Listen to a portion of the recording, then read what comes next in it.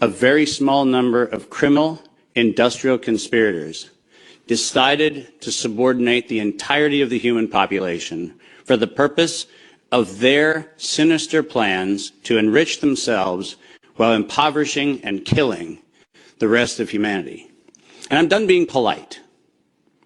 We've long passed polite. When the words acceptable death rate become part of an industrial norm, we have lost the plot of humanity. And that's not my words. Those were the words of the World Health Organization and of Pfizer and of Moderna when they were given the authorization to begin the process of killing human beings in the interest of advancing their goals. And I'm also not going to sugarcoat this. This is a criminal cartel. We are acting as though there's some sort of redeemable quality somewhere in some esoteric layer that somehow or another the World Health Organization must have some salutatory benefit. Well, I'm going to tell you, since its formation in the 1940s, the World Health Organization has been nothing more than a criminal cartel that has a sole and singular intent. And I will show you the document that proves what I'm saying. This is not an allegation. This is actually provable by their own words in their own hand. And they use a four-step process to execute every one of their nefarious plans. They begin by planning an exercise, then they go to the business of funding that exercise, then they create the rationale for the thing that they're going to do, and then they deploy and profit from it. And in violation of 15 U.S. Code Section 19, which for those of you listening, coincidentally started with the Clayton Act in the same year that the World Health Organization in the United States, 1913, the same year the World Health Organization's progenitors also started. So I find it fascinating that we passed the Clayton Act in 1913 and we set in motion 110 years ago the criminal conspiracy which we now call the World Health Organization. 110 years later. And in violation of TIFU, or TEFU, I don't even know how to say it, the TFEU, the treaty allegedly for the functioning of the European Union, which I think needs to now be called the Treaty for the Dysfunctional European Cabal. Article 101 unambiguously lays out the conditions that this was never a public health anything. It was racketeering for the purpose of instilling terror to adapt the behavior of a population. Period. That's what it was.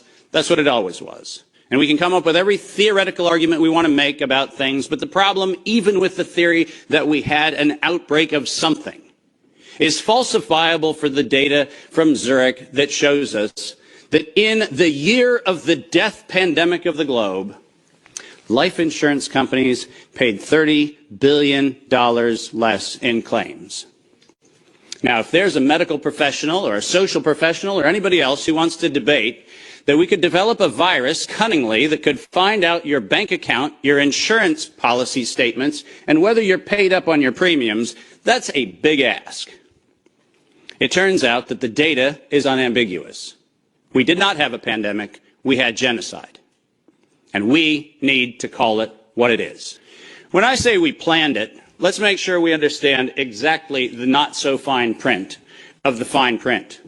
And I want to call your attention first to the right-hand column of this slide. This is the 2011 data that the World Health Organization, the Wellcome Trust, PATH, and the Gates Foundation did on their wonderful worldwide program for a malaria vaccine for children under the age of 6 months of age. And in their clinical trial, it's helpful to point out that they murdered 66 children in the vaccine group, and then cunningly used the term control for a control group in which they murdered 28 children. Now, the reason I said murdered, and the reason why I use that term, is because it's exactly what it was. Because it turns out that this control group was not a saline injection. It was not some sort of innocuous, innocent thing. It was actually a cocktail of other known pathogenic disease-carrying injections. The control group was known to kill people, and the experimental control group was actually theoretically maybe going to kill people. And what we did was we actually went ahead and murdered them all. And cunningly, under Article 5, Section 13, which I put on this slide, I want you to understand why I said, at its formation in 1947, when the WHO was funded and founded, it was funded and founded by people intent to commit a crime, because of their own language. Section 13 of Article 5 ends with the following statement: immunity from personal arrest or detention, blah, blah, blah, immunity from legal process of every kind. Now, if you didn't intend to commit a crime, why would you need to give yourself permanent and absolute immunity from every form of prosecution, and it's worse, even investigation for prosecution of every kind? People sit there and pretend, well, that's like diplomatic immunity. Do you realize this isn't even meeting the standard of diplomatic immunity? This is a criminal organization who set in motion their own law to protect themselves against crimes they knew they were going to commit. And when I say they knew they were going to commit, I mean they knew it. Because their first Director General, none other than Dr. René Sand, who happened to be in the hospitality of the Germans in Dachau in 1940 earlier, in 1947, mysteriously, with the largesse of the Rockefeller Foundation, was nominated to become the first Director General of the WHO. And within 5 short years, René Sand decided to authorize the real purpose of the WHO in writing by then Director General Dr. Brock Chisholm, who advocated for population control as its primary objective. Does that sound like public health to anyone in this room? This is not public health. This is the advancement of the same genocidal program that began with the Carnegie Foundation's funding of the eugenics office at Cold Spring Labs in the United States in 1913 under the philanthropy of Andrew Carnegie. People, stop fooling yourself. We debate the leaves on the tree of what we call this pandemic thing, but we're not going to the root.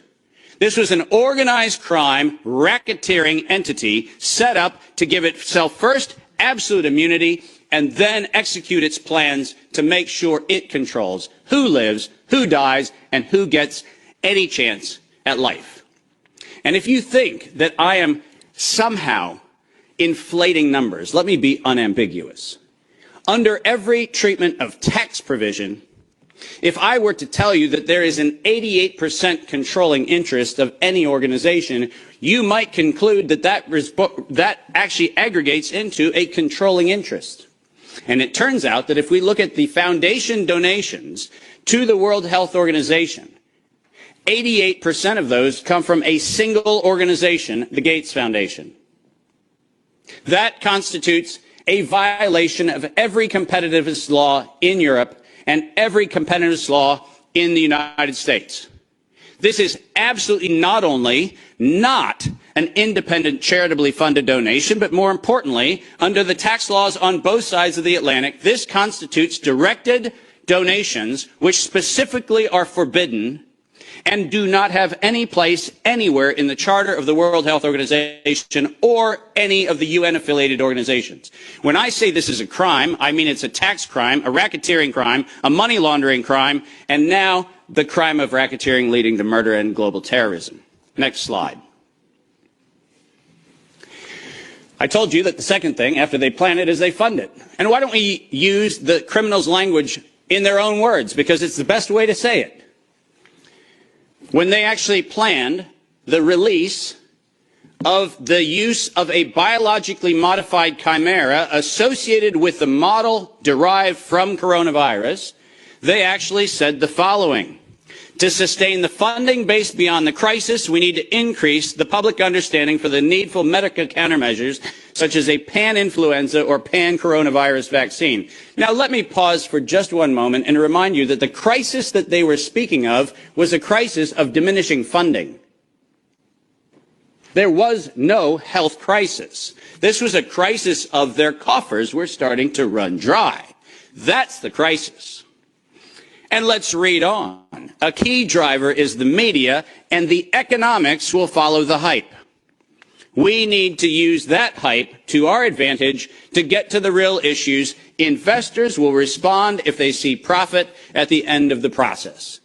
That is officially the statement made by the conspiratorial cabal that by that time was the decade of vaccines put in motion in 2011 by the Global Preparedness Monitoring Board of the World Health Organization, and it was the funding base for Peter Daszak's partnership with the chimeric production of pathogens both in North Carolina and in Wuhan.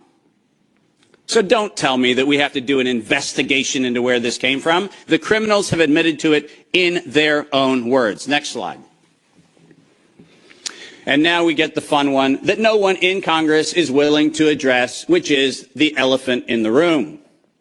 On October the 21st, 2014, despite the multiple conversations between Senator Rand Paul and Anthony Fauci, where we've been told that Rand Paul has done everything he can to put Fauci on the ropes, he has had in his possession the letter that you see on the left.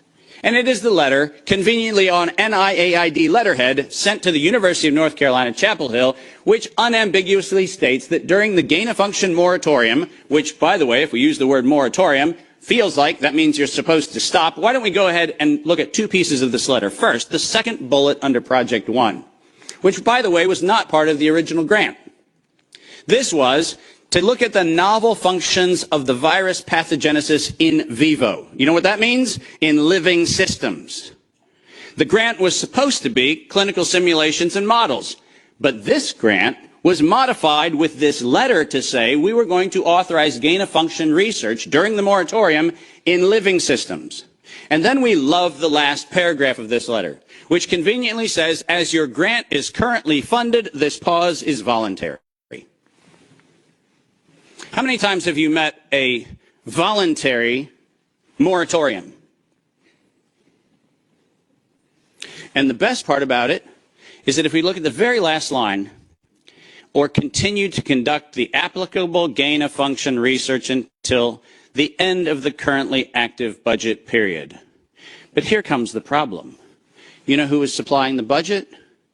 An indefinite term, unlimited amount contract from DARPA and from NIH. Isn't it convenient to have a perpetually funded project that needs to stop when the money runs out, when you find out that there is no point where the money runs out because there is no end to the thing that has no end? Unless you think that I'm making an allegation, which I'm not, I'm making an accusation. Let's be clear. And there's a big difference.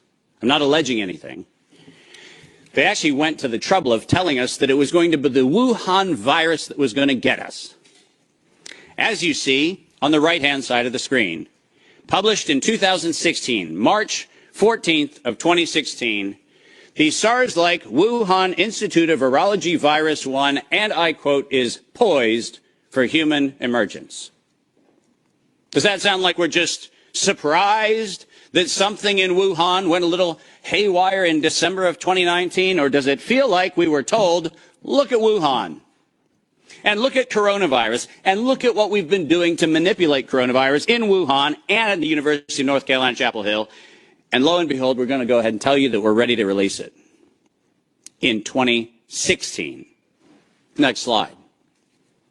We're almost done. And then they created it. Now, all of you know that I am criticized globally for my use of the term biological warfare. I do that because I am credentialed to do that. I happen to be, for the United States government, in the early part of the 2000s and the latter part of the 90s, a person who was sent around the world to look at the proliferation of biological and chemical weapons. I'm acutely familiar with the definition of what a biological warfare agent is in the 18 U.S. Code, the criminal code, of violations of biological and chemical weapons. And so my assessment is, in fact, professional and right. And the reason for that is I'm the one credentialed to make that determination for the United States government for many years. That's why I say it. But let's pretend for the moment that I'm just a nut job. Maybe I don't know what I'm talking about. So why don't we look at what the criminals said themselves, shall we?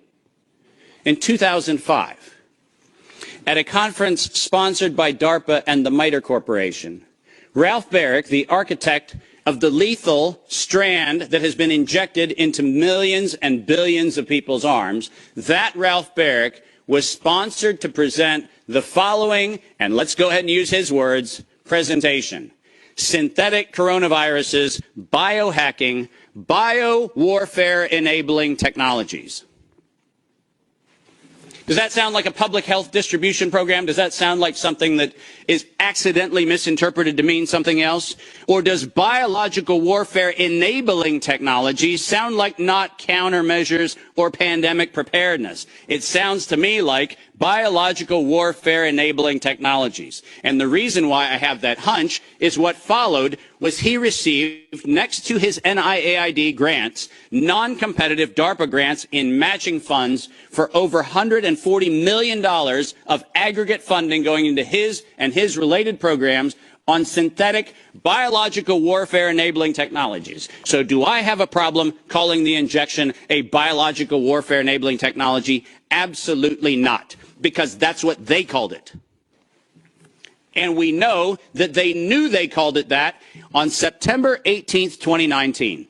Because on September 18th, 2019, the racketeering, co-conspiring cabal of interlocking directorates, also known as the World Health Organization, said that they were going to conduct an experience for the world that was going to be a rapidly spreading pandemic due to a lethal respiratory pathogen.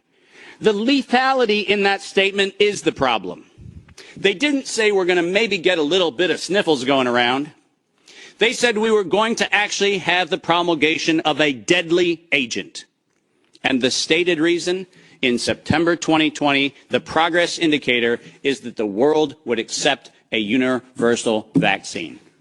Not, we'll look at other options of treatment.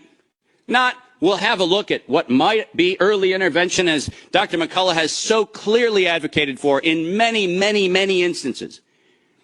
Not that. We stated on September 18th, 2019, we were intending to kill. And we were intending to kill to create the fear that would drive people to accept something that without coercion, no one would have accepted. And that's published by the criminal racketeers. Next slide, and there's only 2 to go if you're following. Deploy and profit from it. We were told investors will respond if they see profit at the end of the process. And lo and behold, guess what they saw? Profit at the end of the process. 2022, $100 billion for Pfizer of public funds.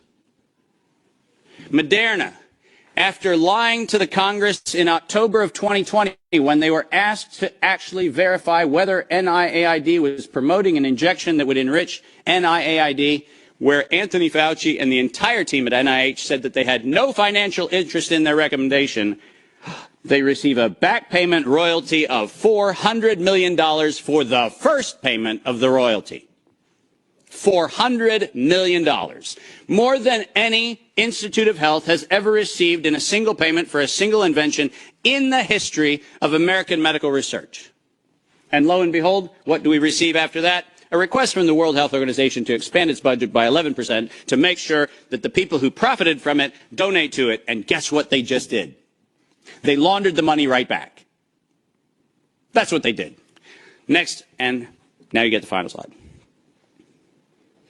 This is not a public health crime. This is actually not a constitutional crime. This is a criminal act done by a criminal institution established to enable criminal behavior since its foundation in 1947. That is what this is. And we should not be debating the merits of democracy or liberty or anything else, as irrational as that would be if we stood at a bank robbery and debated the merits of printing dollar bills. The problem is not the dollar bills. It's the bank robber. And the problem here is not health, and it's not public health, and it's not the suppression of information and the suppression of dissident views and the absolute unconscionable treatment of physicians around the world and academicians around the world who spoke out against this. That's not the crime. The crime is that we had criminal racketeers who conspired and developed a, quote, emergency. The same criminal racketeers planned, manufactured, and did all agency capture to make sure that you were told that you would use terms that they tell you to use. Vaccine, face mask, health, social distancing, none of which had ordinary use definition. So we just used them. Criminal racketeers price fixed with interlocking directorates where known competitors came together and fixed prices in direct collusion, in violation of both European Union standards and in violation of both the Sherman and the Clayton Act in the United States. These were crimes. It was organized crime, and we should treat it as such. Criminal racketeers publicly lied under oath, and this resulted in the death and destruction of liberty, and most importantly, the death and destruction of the integrity of well-meaning people who sit here today doing everything they can within their power to try to treat the calamities created by this catastrophe. I will not for a moment denigrate the multiple contributions of amazing academic and medical professionals who've tried desperately to step into the gap and stop the corrupt outcomes of these crimes. But I will, without doubt, say the following. Until we treat this as a criminal conspiracy of criminal racketeers resulting in global terrorism for the purpose of profiteering and murder, until we have that conversation, we're having the wrong conversation. Because we are not here to debate the merits of a modified agreement for a criminal racketeering organization. We are here to end the criminal organization itself. This is my call to every single person on this planet. Don't just limit the power of the WHO. Destroy the WHO. Thank you very much.